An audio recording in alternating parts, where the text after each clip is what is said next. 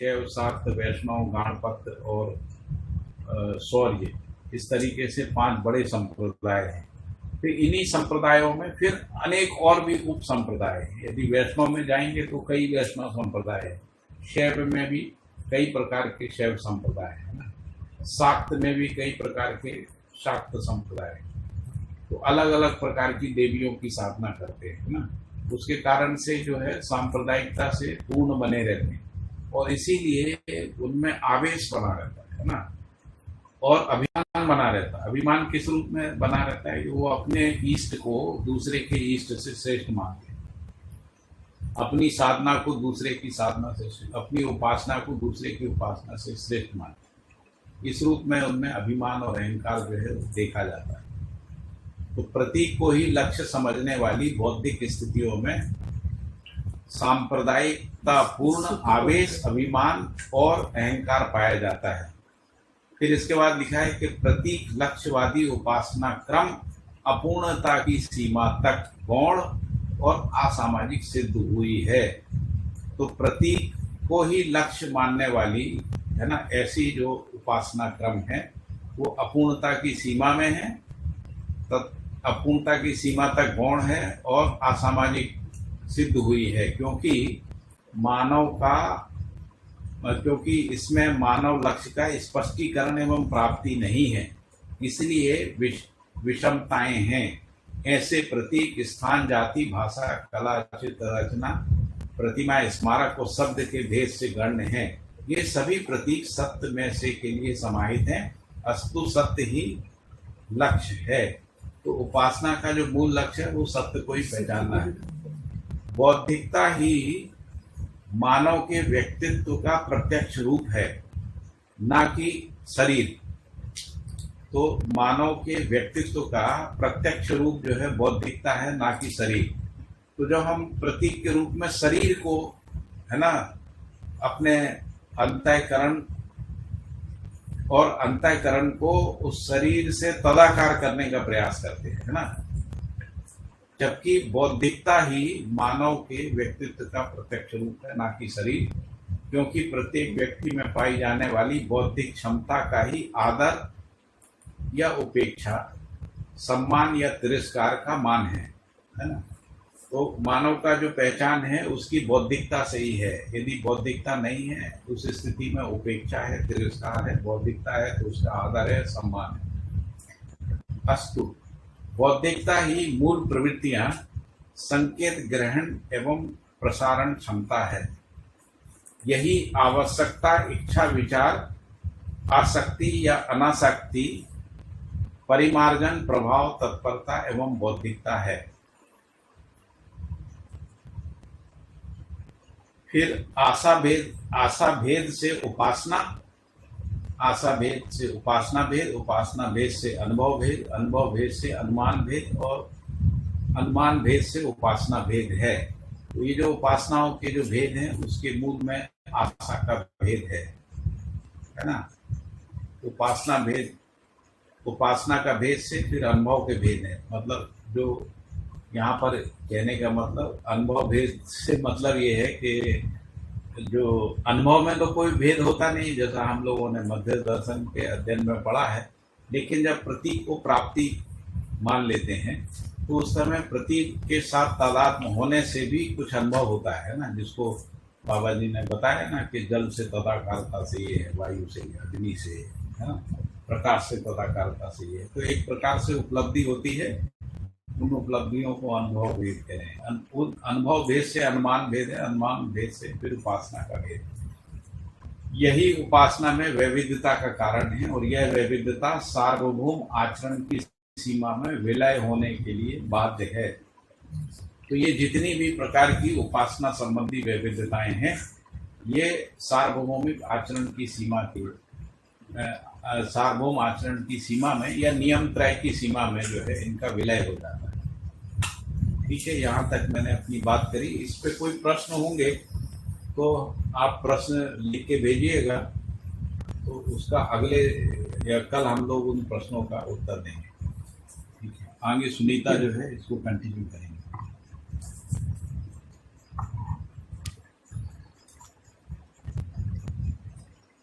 तो ये सारी चर्चा जो है उपासना के संदर्भ में विवेक के अर्थ में की जा रही है कि विवेक की पहचान मानव में होने से ही उपासना सफल होती है। इस अर्थ में ये सारी चर्चाएं यहाँ पर मध्य दर्शन में कर्म दर्शन में रखी गई हैं। तो मानव के लिए सहज समर्थ उपासना एक अनिवार्य कार्यक्रम है जो अमानवीयता से मानवीयता जो दोपहर हो रहा है तुम्हारे में हो रहा है नहीं हाँ, इसमें मानव के लिए सहज समर्थ उपासना एक अनिवार्य कार्यक्रम है जो अमानवीयता से मानवीयता, मानवीयता से अति मानवीयता की प्रतिष्ठा स्थापित करती है। तो अपने वाक्य रचना ही अपने आप में अर्थ को प्रस्तुत कर रही है कि सहज समर्थ उपासना अनिवार्य है। ये अध्ययन विधि जो है, जो समाधि विधि भी रही है, उसमें भी उपासनाएं रही हैं। इसको बाबा ने बोला है कि उपासना करने से देवी देवता बनना जिसको होता है उसको उपासना, इंद्र जैसा देवी देवता बनना, जीवन विद्या परिचय में बाबा जी ने इसको लिखा हुआ है। और कर्म उसको कहते हैं जिससे स्वर्ग मिलता हो। तो यहाँ कर्म दर्शन में उपासना की बात की गई है कि मानसिक समृद्धि और भौतिक समृद्धि से स्वर्गीयता की उपलब्धि है। तो इन दोनों अर्थों में ही संस्कृत विधि से, क्योंकि बौद्धिक समृद्धि के बिना भौतिक समृद्धि प्रमाणित नहीं होती है, तो सहस्थित विधि से कर्म और उपासना की जो चर्चाएं हमारे यहाँ परंपरा में रही हैं उसको बाबा जी ने इन अर्थों में यहाँ पर सफल कर दिया है। तो ये एक अनिवार्य कार्यक्रम है जो अमानवीयता से ये क्यों है, उपासनाएं क्यों है? तो अमानवीयता से मानवीयता के लिए और मानवीयता से अति मानवीयता की प्रतिष्ठा को स्थापित करती है। तो जैसे हम लोग अभी पूर्व चर्चाओं में कहते ही रहे हैं कि मानवीयता से अमानवीयता तथा अमानवीयता से मानवीयता तथा मानवीयता से अति मानवीयता की ओर जो गति है उसके लिए यह सारी उपासनाएं हैं। तो जो देव मानव है उसकी जो बौद्धिकता में प्रयुक्ति से देव मानव और अध्यात्म में तदात्म्यता से दिव्य मानव की उपलब्धि है और यही उपासना का अंतिम गंतव्य है। तो क्रिया पूर्णता की उपलब्धि है और आचरण पूर्णता जो है उसकी अंतिम उपलब्धि है। अब इस उपलब्धि में क्या क्या क्रम रहता है उसकी यहाँ पे चर्चा की गई है कि सहस्थित में अनुक्षण वीक्षण वृत्ति से सहजा वृत्ति होती है। अनुक्षण वीक्षण वृत्ति से मतलब अनुक्षण वीक्षण को यहाँ पे आगे परिभाषित किया गया है कि क्षण क्षण मध्यस्थ व्यवधान का तिरोभाव ही अनुक्षण वीक्षण वृत्ति है। मध्यस्थ व्यवधान का तिरोभाव मतलब जो जीवन जो है वो मध्यस्थ क्रिया, मध्यस्थ सत्ता में जब अनुभूत होती है तभी वो संतुलन और पूर्ण फल को प्राप्त करती है। इससे पहले जो व्यवधान रहता है उसको ही अनुक्षण वीक्षण के लिए यहाँ कहा गया है। तो मध्यस्थ व्यवधान के तिरोभाव से ही सहज वृत्ति का प्रसवन होता है। तो इसीलिए सतर्कता जो है वो सतर्कता और सजगता ये देव मानव के साथ है और सहजता जो है वो दिव्य मानव के साथ पहचानने में आता है। अनुक्षण का तात्पर्य है प्रत्येक क्षण में लगातार सहस्तित्व चिंतन, विचार क्रम में प्रामाणिकता का सहज प्रमाण प्रस्तुत हो जाता है, यही सहजावृत्ति है। तो अनुक्षण का तात्पर्य प्रत्येक क्षण में सहस्तित्व का चिंतन। तो जो दिव्य मानव रहता है उसकी दृष्टि केवल सत्य की ही रहती है, वहां पर फिर कुछ और दृष्टि रहती नहीं है। तो वो सहस्तित्व के चिंतन में ही निमग्न रहता है उसका विचार, और विचार क्रम में प्रामाणिकता का सहज प्रमाण जो है इस विधि से प्रस्तुत हो जाता है। इसी से सहजता की उपलब्धि होती है। सत्ता में संपृक्त प्रकृति का ज्ञान पूर्ण दर्शन क्षण क्षण मध्यस्थ व्यवधान का तिरोभाव है। यही भ्रमित भाव व अभाव का तिरोभाव है, यही सहज प्रतिष्ठा व अवस्था है। इसकी उपलब्धि में क्या परिणाम देखने को मिलते हैं? तो सत्ता में संपृक्त प्रकृति की संपृक्तता का ज्ञान ही पूर्ण दर्शन है। क्षण क्षण मध्यस्थ व्यवधान का तिरोभाव होता है और यही भ्रमित मानव में भाव व अभाव का भी तिरोभाव, भ्रमित भाव व अभाव का भी तिरोभाव है, यही सहज प्रतिष्ठा व अवस्था है। तो ज्ञान की ही प्रतिष्ठा पाई जाती है, अज्ञानता की प्रतिष्ठा नहीं है, ऐसी हमारी परंपरा में कही गई है। वो प्रतिष्ठा मानव इकाई से लेकर के परिवार, समाज, राष्ट्र और अंतरराष्ट्र तक अभी पहचानने में नहीं आई थी, उसको यहाँ पर वो प्रतिष्ठित कैसे होगी मानव इकाई में, परिवार में कैसे प्रतिष्ठित होगी, समाज में कैसे प्रतिष्ठित होगी, राष्ट्र में और अंतरराष्ट्र तक ये प्रतिष्ठा कैसे प्रमाणित होगी, सर्वसुलभ होगी, उसकी पूरी चर्चा मध्य दर्शन में बाबा ने अपने अनुभव के आधार पर किया है। इससे हमको विश्वास बनता है कि अनुभव जो है वो उसकी ही प्रतिष्ठा है, ज्ञान की ही प्रतिष्ठा रहती है, अन्य किसी की प्रतिष्ठा नहीं है। यहाँ प्रतिष्ठा को जो परिभाषित किया है मध्य दर्शन में, मैं उसको आपके सामने रखती हूँ। तो उसकी पहली परिभाषा है कि दृष्टा पद परंपरा के रूप में जागृति सहज प्रमाण। एक तो ये उसकी परिभाषा है। सार्वभौम व्यवस्था में भागीदारी यही परंपरा सहज प्रतिष्ठा है, और पद में स्थिति, स्वभाव व गति गुणों में प्रमाणित रहना, ये इसकी प्रतिष्ठा है। ये प्रतिष्ठा के रूप में ये तीन परिभाषाएं हमको यहाँ पे मिलती हैं कि दृष्टा पद परंपरा के रूप में जागृति सहज प्रमाण, व सार्वभौमिक व्यवस्था में भागीदारी यही परंपरा सहज प्रतिष्ठा, और पद में स्थित स्वभाव व गति गुण में प्रमाणित रहना, ये अनुभव प्रतिष्ठा है।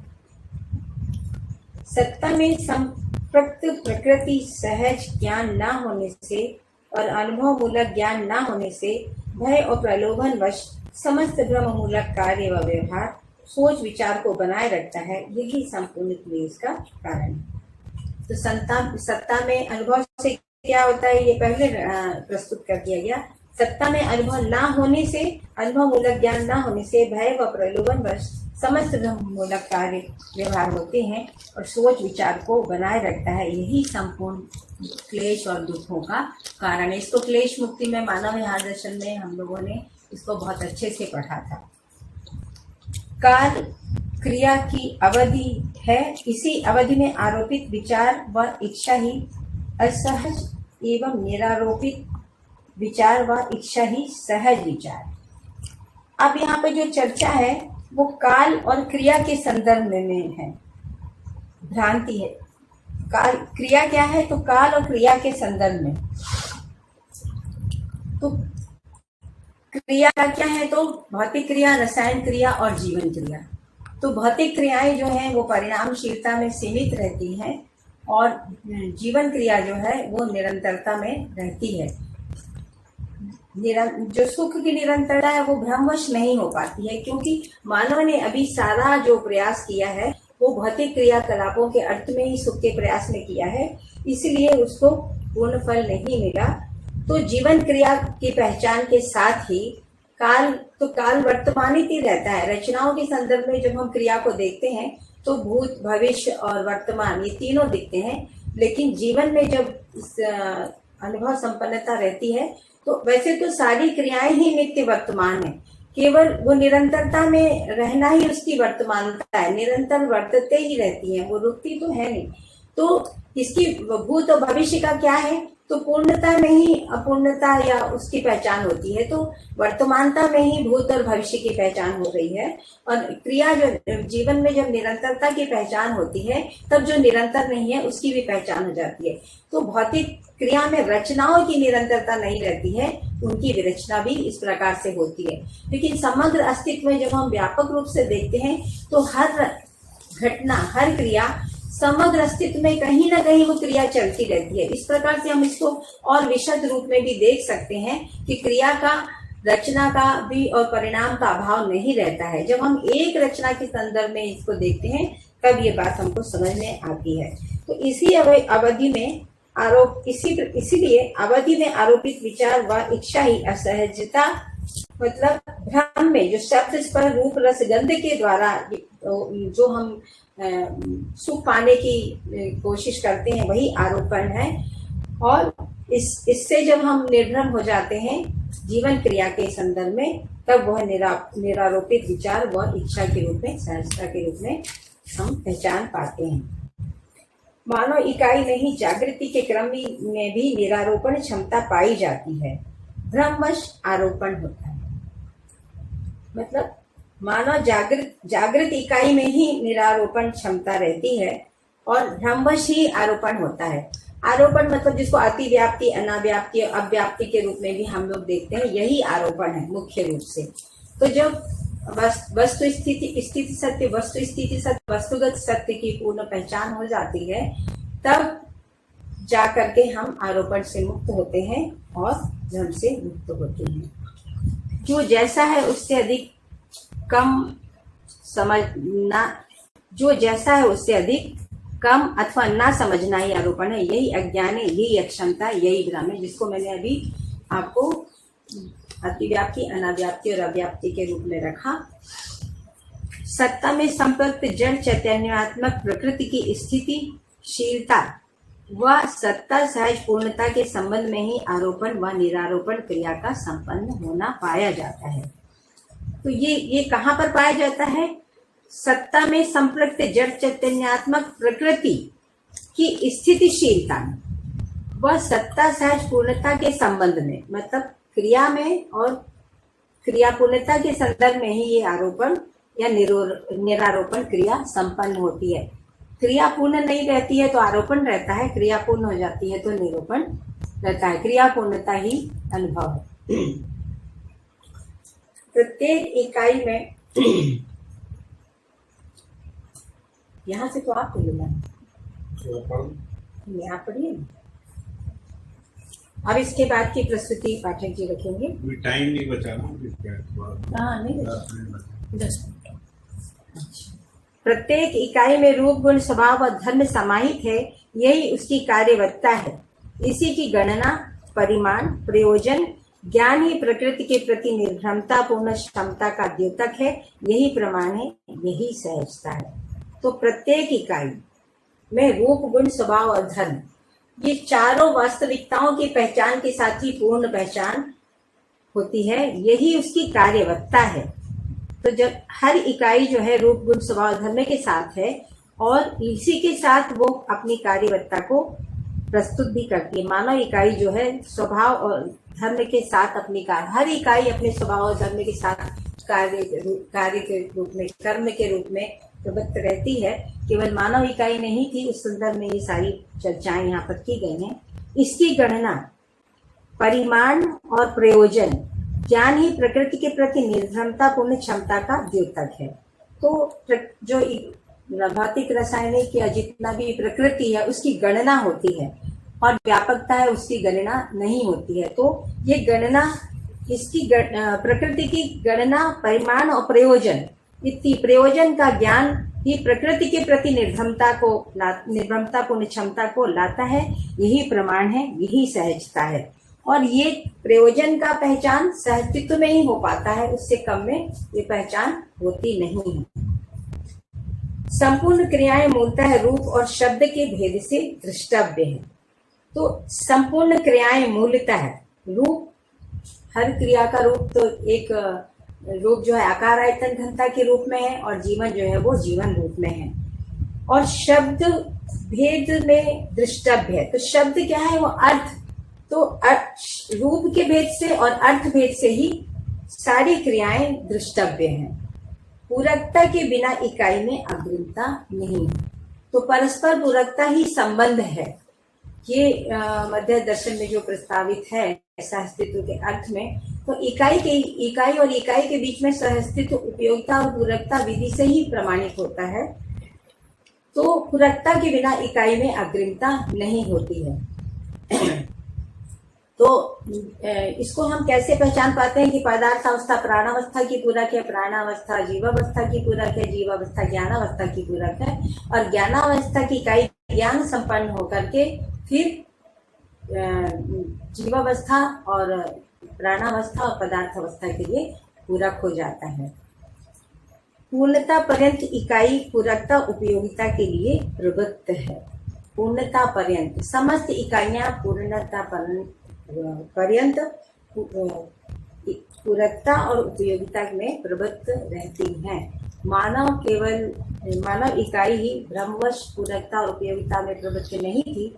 उपासना पूर्वक ज्ञान संपन्न होकर के मानव इकाई भी पूर्णता और उपयोगिता में प्रवृत्त रहती है।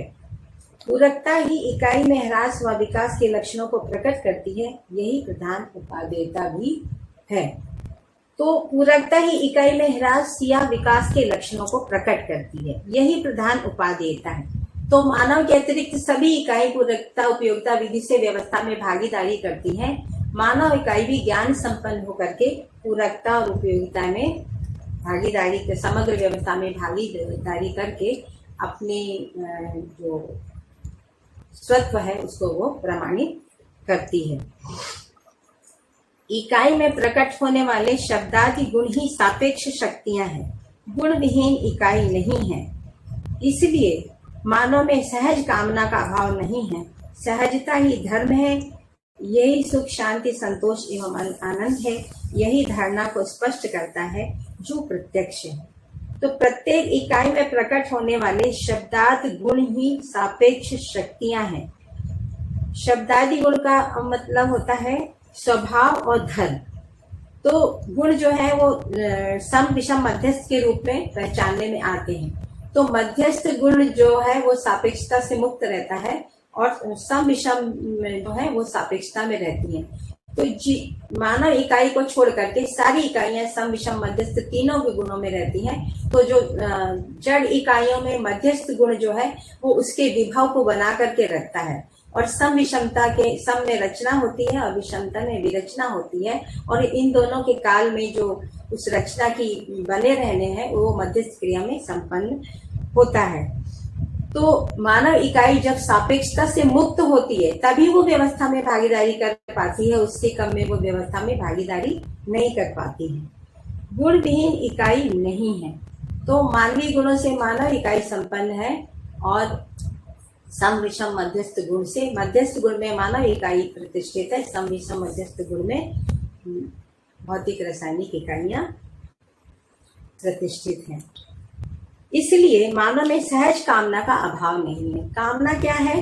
तो व्यवस्था में भागीदारी पूर्वक जीना, संतुलन पूर्वक जीना, यही उसकी कामनाएं हैं। सुख, निरंतर सुख पूर्वक जीना और भागीदारी, व्यवस्था में भागीदारी पूर्वक जीना। तो मानव में इन कामनाओं का अभाव नहीं है, सहजता ही धर्म है।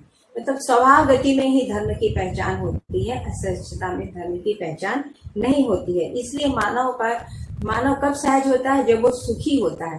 दुख में वो कभी भी सहज नहीं होता है। यही सुख शांति संतोष एवं आनंद है।